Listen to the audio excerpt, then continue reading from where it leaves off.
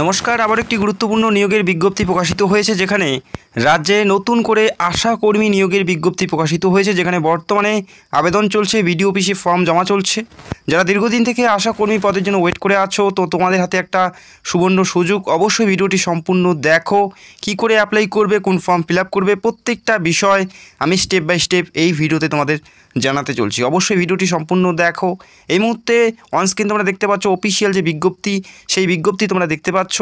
এখানে অ্যাপ্লাই করার জন্য যেটা শিক্ষাগত যোগ্যতা থাকতে হচ্ছে মাধ্যমিক অথবা মাধ্যমিকের সমতুল্য যে কোনো শিক্ষাগত যোগ্যতায় অ্যাপ্লাই করতে পারো। শুধুমাত্র মাধ্যমিক পাস থাকলেই তোমরা প্রত্যেকেই এলিজিবেল এবং প্রত্যেকেই অ্যাপ্লাই করতে পারো। কোনো পার্সেন্টেজের ব্যাপার নেই, সিম্পল মাধ্যমিক পাস প্রার্থী প্রত্যেকেই তোমরা এখানে অ্যাপ্লাই করতে পারো। যারা মাধ্যমিক পাস করেছো অবশ্যই তোমরা এখানে অ্যাপ্লাই করে দেবে। অত্যন্ত গুরুত্বপূর্ণ পদে নিয়োগ করা হচ্ছে, পুরোপুরি সরকারিভাবে নিয়োগ করা হচ্ছে এবং স্থায়ী চাকরি, আশা করি একটি স্থায়ী চাকরি, সেই পদে নিয়োগ করা হচ্ছে। এবং জানিয়ে রাখি, যারা উচ্চশিক্ষিতরা রয়েছে, যেমন উচ্চ মাধ্যমিক অথবা গ্র্যাজুয়েশন করেছো, তারাও কিন্তু এখানে অ্যাপ্লাই করতে পারবে। তবে তাদের ক্ষেত্রে যদি তোমরা মনে করো যে আমরা উচ্চ মাধ্যমিক পাস করেছি বা গ্র্যাজুয়েশন করেছি, সেক্ষেত্রে আমরা বেশি সুযোগ পাবো, তেমন কোনো ব্যাপার নেই। মাধ্যমিক পাস হিসেবেই তোমাদের এখানে বিবেচনা করা হবে, অন্য কোনো সুবিধা কিন্তু তোমরা এখান থেকে পাবে না। অর্থাৎ প্রত্যেকেরই ক্ষেত্রে এখানে সেম রয়েছে, অর্থাৎ উচ্চ যারা শিক্ষিতরা রয়েছে তারাও অ্যাপ্লাই করতে পারো, তবে তোমাদের মাধ্যমিক পাস হিসেবে কিন্তু তোমাদেরকে বিবেচনা করা হবে। যারা স্বনির্ভর গোষ্ঠী থেকে অ্যাপ্লাই করবে বা যারা প্রশিক্ষণপ্রাপ্ত যারা এখানে অ্যাপ্লাই করবে, তাদের ক্ষেত্রেও সেম, অর্থাৎ তোমরা এখানে অ্যাপ্লাই করতে পারো, তোমাদের সার্টিফিকেট জমা করতে পারো।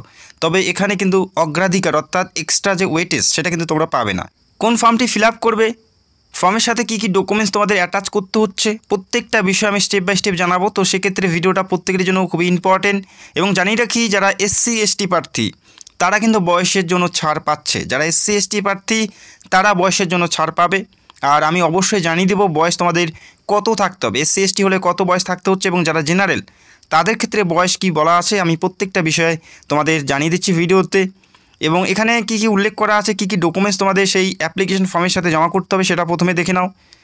এজ প্রুফ সার্টিফিকেট হিসেবে তোমাদের মাধ্যমিক অথবা মাধ্যমিকের সমতুল্য যে অ্যাডমিট কার্ড, সেটা তোমাদের জেরক্স করে তোমাদের সেই ফর্মের সাথে জমা করতে হচ্ছে। মাধ্যমিক অথবা মাধ্যমিকের সমতুল্য সেই অ্যাডমিট কার্ড তোমাদের জমা করতে হবে সেই ফর্মের সাথে। এলাকার বাসিন্দা হিসেবে তোমাদের ভোটার আই কার্ড অথবা রেশন কার্ড যে কোনো একটি তোমাদের জেরক্স করে সেই ফর্মের সাথে তোমাদের জমা করতে হবে। তারপরে যারা SC ST রয়েছে, সেই কাস্ট সার্টিফিকেট সেই ফর্মের সাথে তোমাদের জমা করতে হবে।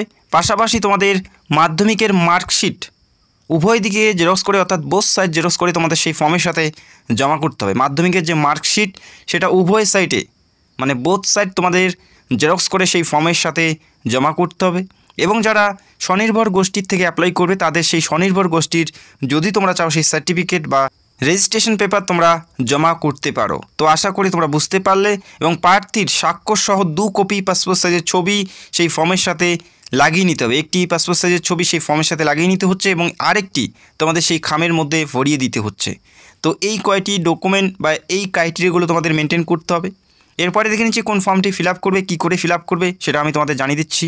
এই মুহূর্তে অনস্ক্রিন তোমরা অ্যাপ্লিকেশন ফর্ম দেখতে পাচ্ছ। এই অ্যাপ্লিকেশন ফর্ম তোমাদের সঠিকভাবে ফিল করতে হবে, অবশ্যই তোমাদের দেখে শুনে কেয়ারফুলিভাবে ফিল করতে হবে। এখানে কোনো মিস্টেক হলে অবশ্যই তোমাদের অ্যাপ্লিকেশন ফর্ম পুরোপুরি বাতিল হয়ে যাবে। ফর অফিস ইউজ, এখানে অফিসের জন্য ছেড়ে দেবে। সাবসেন্টার কোন সাবসেন্টারের জন্য অ্যাপ্লাই করছো, গ্রামের নাম কি আছে, এবং সাইডের বক্সে তোমাদের একটি পাসপোর্ট সাইজের ছবি এখানে আঠা দিয়ে লাগিয়ে নিতে হবে। পিন মারা চলবে না বা সেলাই করা চলবে না। অনেক প্রার্থী সেলাই বা পিন মেরে দেয়, সেটা কিন্তু করা যাবে না। আঠা দিয়ে সেই ফটোটি এখানে লাগিয়ে নিতে হচ্ছে। আঠা দিয়ে পাসপোর্ট সাইজের কালার পাসপোর্ট সাইজের ছবি এখানে লাগিয়ে নিতে হচ্ছে। তারপরে তোমরা দেখতে পাচ্ছ নিচে আবেদনকারীর নাম, তারপরে মহকুমার নাম এখানে উল্লেখ করতে হবে, তারপরে স্বামীর নাম, পিতার নাম এবং স্থায়ী বাসস্থানের ঠিকানা পুরো, গ্রাম, থানা, পোস্ট, জেলা, পিন। অবশ্যই দেখে শুনে কেয়ারফুলিভাবে অ্যাপ্লাই করার চেষ্টা করবে, কেননা এখানে মিস্টেক হলে পুরোপুরি অ্যাপ্লিকেশন বাতিল হয়ে যাবে। তারপরে নিজের ফোন নাম্বার, তারপরে তোমাদের বৈবাহিক স্থিতি, বিবাহিত হলে বিবাহিতর জায়গায় টিক দেবে, নিজের যে বৈবাহিক স্থিতি হিসেবে এখানে টিকমার্ক দিয়ে দেবে। তারপরে সাবসেন্টার হতে তোমাদের বাসস্থান কত কিলোমিটার পথ এখানে উল্লেখ করতে হচ্ছে, কত কিমি এবং কত মিটার। যদি তোমাদের জানা নেই সেক্ষেত্রে তোমরা একটি আন্দাজ মতো এখানে তোমরা দিয়ে দিতে পারো। যদি জেনে থাকো সেক্ষেত্রে দিয়ে দেবে এক্স্যাক্ট কত, যদি না জেনে থাকো সেক্ষেত্রে একটি আন্দাজ মতো তোমরা দিয়ে দিতে পারো। তারপর তোমাদের ভোটার আই কার্ডের পুরো নাম্বার, নির্বাচক সচিত্র পরিচয়পত্রের নাম্বার, এখানে তোমাদের ভোটার আই কার্ডের যে পুরো নাম্বার সেটা এখানে উল্লেখ করে দেবে।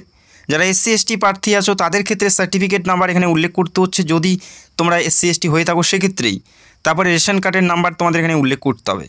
তারপরে তোমরা দেখতে পাচ্ছ 12/11/2024 তারিখ অনুযায়ী তোমাদের ভোটার লিস্টের অংশ নাম্বার এবং ক্রমিক নাম্বার তোমাদের এখানে উল্লেখ করতে হবে।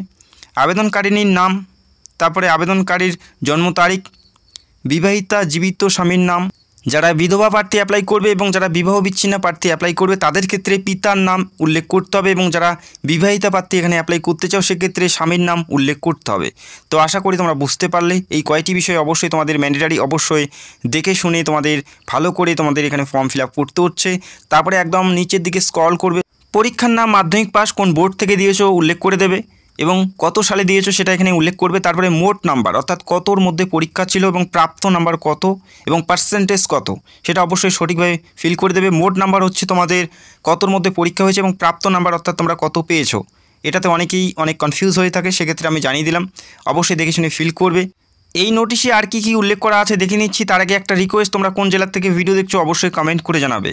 তোমাদের 1/1/2024 তারিখ অনুযায়ী তোমাদের বয়স 30 থেকে 40-এর মধ্যে থাকতে হচ্ছে যারা জেনারেল। 1/1/2024 তারিখ অনুযায়ী 30 থেকে 40-এর মধ্যে বয়স থাকতে হচ্ছে। পাশাপাশি যারা SC ST প্রার্থী তাদের ক্ষেত্রে বয়স 22 থেকে 40-এর মধ্যে থাকতে হচ্ছে। যারা SC ST তাদের বয়স 22 থেকে 40-এর মধ্যে, এবং যারা জেনারেল তাদের বয়স 30 থেকে 40-এর মধ্যে বয়স থাকতে হবে। আর অবশ্যই এখানে যারা বিবাহিতা মহিলা আছে তারাই কিন্তু অ্যাপ্লাই করতে পারবে, অর্থাৎ যারা আনমেরিড তারা কিন্তু এখানে অ্যাপ্লাই করার জন্য যোগ্য হবে না। যারা বিবাহিতা আছে অথবা বিধবা অথবা যারা বিবাহ বিচ্ছিন্ন প্রার্থী তারা শুধুমাত্র এখানে অ্যাপ্লাই করতে পারে, অর্থাৎ যারা আনমেরিড তারা কিন্তু এখানে অ্যাপ্লাই করতে পারছে না। বিবাহিতা অথবা বিধবা অথবা বিবাহ বিচ্ছিন্ন প্রার্থীরাই কিন্তু এখানে অ্যাপ্লাই করার জন্য যোগ্য হবে। তো বর্তমানে আবেদন চলছে, যে সকল প্রার্থী তোমরা যোগ্য প্রার্থী অ্যাপ্লাই করতে পারো। এই নিয়োগটি বর্তমানে পশ্চিম বর্ধমান জেলার বিভিন্ন মহকুমা থেকে এই নিয়োগটি বর্তমানে করা হচ্ছে। পশ্চিম বর্ধমান জেলার বিভিন্ন মহকুমা থেকে এই নিয়োগটি বর্তমানে করা হচ্ছে। আর তোমরা কোন জেলার থেকে ভিডিও দেখছো অবশ্যই তোমরা কমেন্ট করে জানাবে, যেহেতু এটা জেলাভিত্তিকভাবে নিয়োগ। যখনই তোমাদের জেলার বা তোমাদের মহকুমা থেকে নিয়োগের বিজ্ঞপ্তি প্রকাশিত হবে সবার আগে আমি ভিডিও করে তোমাদের জানাবো। এই নিয়োগটি বর্তমানে পশ্চিম বর্ধমান জেলার বিভিন্ন মহকুমা থেকে হচ্ছে, আমি সেটাও দেখিয়ে দিচ্ছি তোমাদের। পশ্চিম বর্ধমান জেলার পরাশকোল থেকে নিয়োগ করা হচ্ছে, সোনপুর থেকে নিয়োগ করা হচ্ছে, তারপরে তোমরা দেখতে পাচ্ছ খট্টিডিহি থেকে নিয়োগ করা হচ্ছে, পাণ্ডবেশ্বর 1 থেকে নিয়োগ করা হচ্ছে। এই সমস্ত লোকেশন থেকে পশ্চিম বর্ধমান জেলার বর্তমানে আবেদনপত্র চলছে। যারা তোমরা এই লোকেশন থেকে বিলং করো তোমরা প্রত্যেকে অ্যাপ্লাই করতে পারো। যদি তোমরা অন্য কোনো জেলার বা অন্য কোনো ব্লক থেকে ভিডিও দেখছো সেক্ষেত্রে অবশ্যই তোমরা কমেন্টে তোমাদের ব্লকের নাম বা জেলার নাম জানিয়ে দিতে পারো। যখনই নিয়োগ প্রক্রিয়ার বিজ্ঞপ্তি প্রকাশিত হবে সবার আগে ভিডিও করে তোমাদের জানাবো।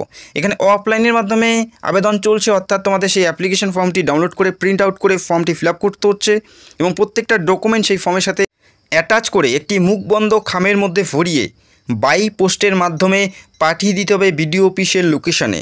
বাই পোস্টের মাধ্যমে পাঠিয়ে দিতে হবে বিডিও অফিসে, পাণ্ডবেশ্বর যে লোকেশন বা বিডিও অফিস সেখানে তোমাদের পাঠিয়ে দিতে হচ্ছে। আবেদন চলবে 11/12/2024 তারিখ পর্যন্ত, অর্থাৎ ডিসেম্বরের 11 তারিখের মধ্যেই তোমাদের অ্যাপ্লাইটি সম্পূর্ণ করতে হবে, ছুটির দিন বাদে।